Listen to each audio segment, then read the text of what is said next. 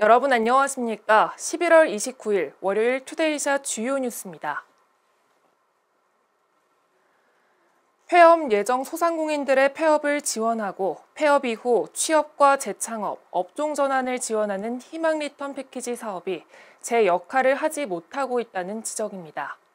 희망 리턴 패키지 사업은 지원을 통해 소상공인의 신속한 재기를 돕는 제도인데요.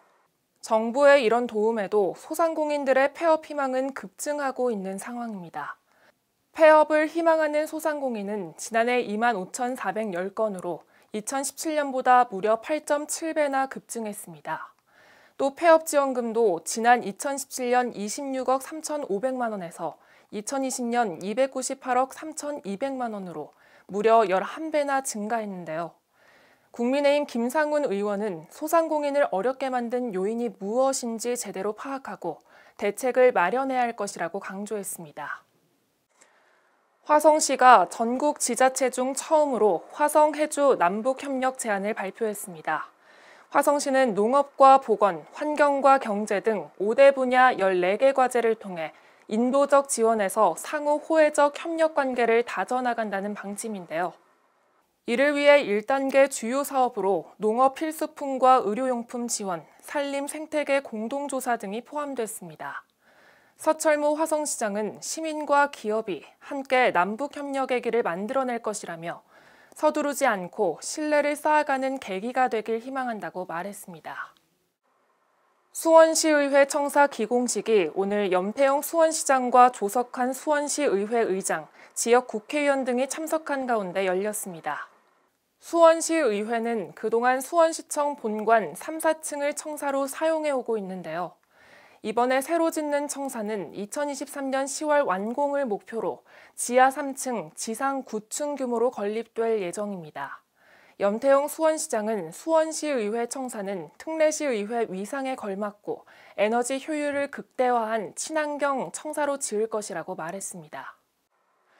미등록 다단계 판매 조직을 개설해 회비 명목으로 총 50억 원 상당을 가로챈 가상화폐 판매업체 등 불법 다단계 판매 조직 3곳이 경기도에 적발됐습니다.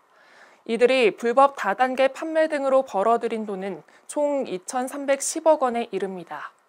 방문 판매를 가장한 미등록 다단계 판매업체는 화장품이나 건강식품 등 총 4,900만 원의 물품을 구매하면 500%인 2억 5천만 원에 달하는 수당을 받을 수 있다고 홍보해 판매원을 모집해온 것으로 드러났습니다. 또 한 학습지 판매회사는 공정거래위원회로부터 2차례에 걸쳐 미등록 다단계 판매로 시정명령 처분을 받고도 2만 8천 명 규모의 다단계 판매 조직을 운영해 2,155억 원 상당의 부당 매출을 올린 혐의입니다. 제15회 상록수 디지로그월드 영화제가 어제 3일간의 일정을 마치고 폐막했습니다. 혼과 꿈, 사랑, 그리고 소통을 주제로 열린 이번 영화제는 안산 명화극장과 안산대학교 등 안산 전역에서 개최됐는데요.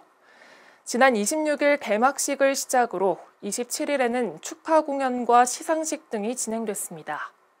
영화제 홍보대사인 배우 성현과 배우 최미교의 사회로 행사가 진행된 가운데 이지영 감독의 열대소년이 대상인 문화체육관광부 장관상과 유저 선정 작품상을 수상했습니다.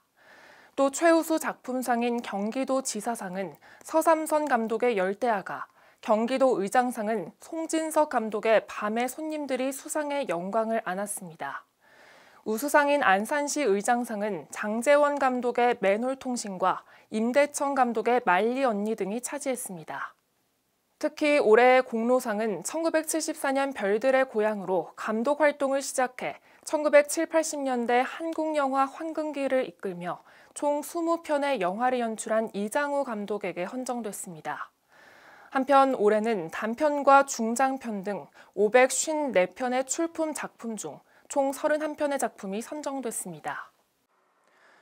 코로나19 신규 확진자 수가 줄지 않고 전염력이 델타의 5배나 되는 오미크론이라는 새로운 변이 바이러스 공포까지 더해지면서 방역에 비상이 걸렸습니다.